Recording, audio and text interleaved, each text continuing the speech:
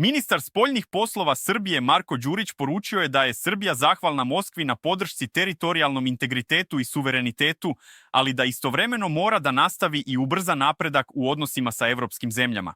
Gostujući na RTS-u, Đurić je rekao da se Srbija od početka rata u Ukrajini nalazi u teškim okolnostima i pod različitim pritiscima, ali da se dosledno zalaže za mir i podržava sve mirovne inicijative.